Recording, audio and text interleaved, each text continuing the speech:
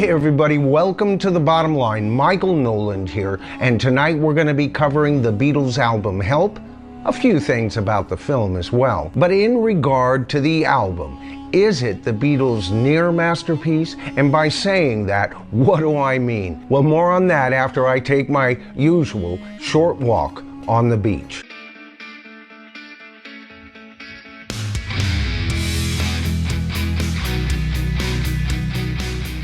Alright, so due to the success of A Hard Day's Night, the budget for the Beatles' next film was doubled. This meant it could be shot in color. And the original title bandied around for the film was actually 8 Arms to Hold You, evidently suggested by Ringo. Now, the entire album was recorded over a series of 12 sessions, 6 of those sessions for the songs that actually appeared in the film. Now, during this series, we've tried to cover Beatle recording techniques that they used. And of course, with each album, the Beatles getting better at using the equipment that they knew, obtaining new equipment like the 4-track studios they now had access to. And it's at this point where the Beatles are starting to blossom just a bit in doing whatever they can to achieve the sounds they hear in their heads. Now, there were 2 major changes in the way the Beatles recorded their music, starting with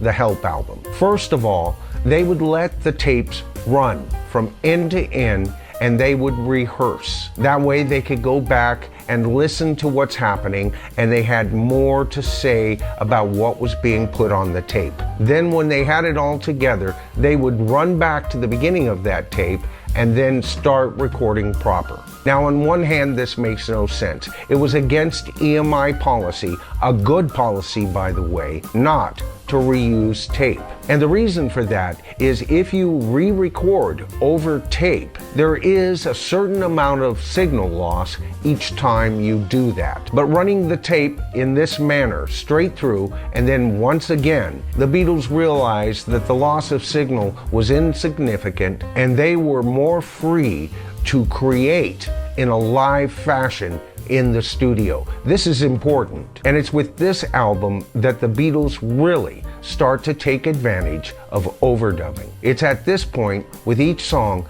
they overdub until they achieve the sound that they hear. And as so many tracks on this album obviously display, this system worked really well for the Beatles at this point. Now, as usual, I'm going to start this video by covering the recordings for the singles that came out with this album. And that, of course, is the magnificent Ticket to Ride. Now, by most accounts, this is mainly John's song, no doubt. Paul has claimed helping out writing the song. George Martin remembers Paul meeting with John just before the recording of the song to finish the song up. And there are some McCartney fingerprints on this song. As Steve Lambley brings up in his excellent book, And the Band Played on Help, he said, the unusual coda at the end has a McCartney flair, that My Baby Don't Care. And McCartney said that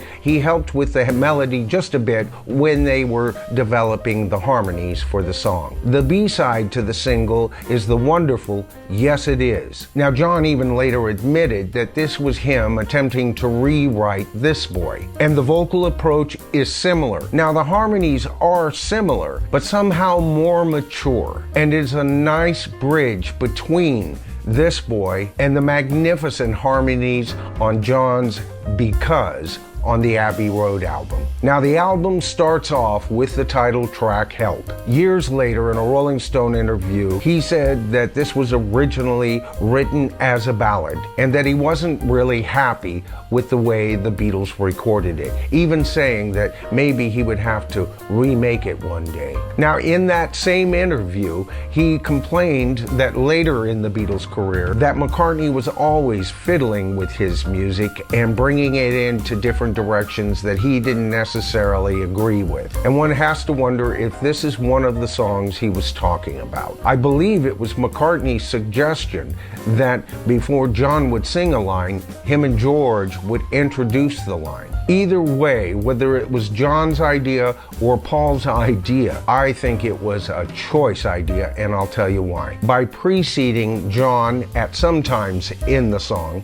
George and Paul are almost coaxing John to admit that he needs help. Later on, following his vocal, it's almost as if they're saying, yes, everything he has said is totally correct. We agree. It was also McCartney's idea for the drum pattern there for Ringo to play. On the song Night Before, it's John that brings in a new instrument. The sound you hear on this song is him playing a Hohner electric pianist. And of course, this is indicative of what the Beatles would continue to do to explore new sounds and new instruments and take advantage of instruments that they weren't aware of to the fullest degree. Of course, as we stated in my last video, John at this point is influenced by Bob Dylan.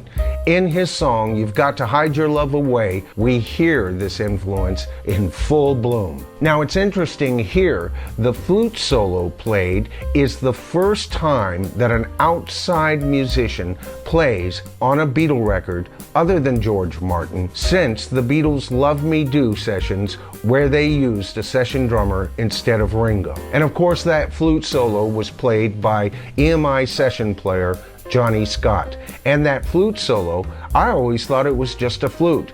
It's actually a duet, and Johnny Scott plays both parts. Of course, in this song, we see John digging very deep, becoming more personally expressive in his lyrics.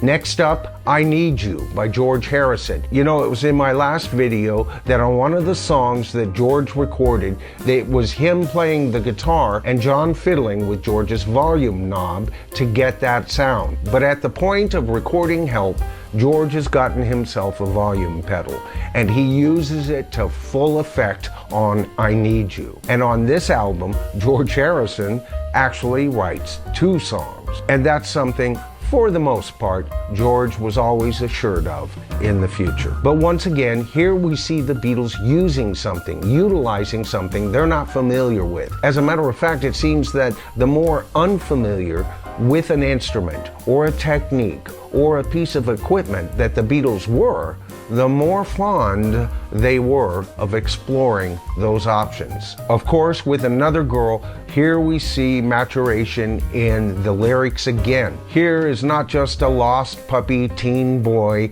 wanting to hold your hand. Of course, this is followed up by John's You're Gonna Lose That Girl. John's song is almost an answer to the person in Paul's song. But once again, we see the lyrics maturing. Not fully yet, but they are arriving. Now, side 2 starts off with Act Naturally, of course, a vocal for Ringo, and of course, it's followed by John's It's Only Love, probably his weakest offering on the album. You know, years later, even he admitted he wasn't too fond of the song. Of course, that's followed by George Harrison's second offering on the album, You Like Me Too Much, and although this song wasn't as commercial as his side 1 offering, it still showed George's growth. And that's followed by Paul McCartney's Tell Me What You See. And I'll just let Paul McCartney's own words describe that song.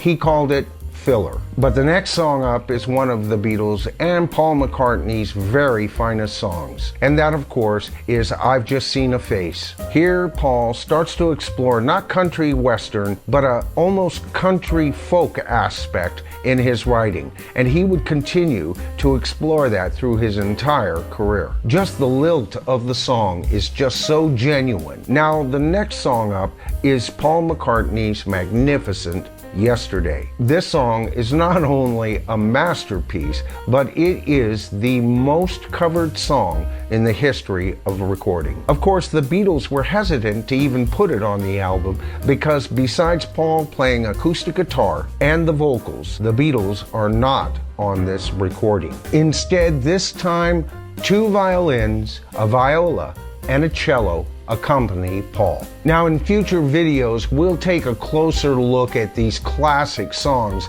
by the Beatles, but in this series, we're covering the albums in general. And so it's at this point we move on to the last track of the album, Dizzy Miss Lizzy. Enough said. Now, my question, of course, at the beginning of the video, is Help a near masterpiece? was a bit tongue-in-cheek, I admit. If the output of side 2 was equal to the output of side 1, I would say Help would have been the Beatles' second masterpiece. Instead, we're presented with a very uneven album. Once again, the Beatles go to the well once too often with 2 covers on side 2. At this point, as a fan, I was not interested in listening to covers by the Beatles. I wanted to hear the songs that they wrote. But all in all, a really strong album nonetheless. And certainly, at least in my opinion, levels above Beatles for Sale. So the Beatles at this point have put out 5 albums and they've managed 1 masterpiece, at least in my opinion. But not to worry, starting with the very next album, the Beatles seem to be able to do no wrong. And of course, that's the magnificent Rubber Soul.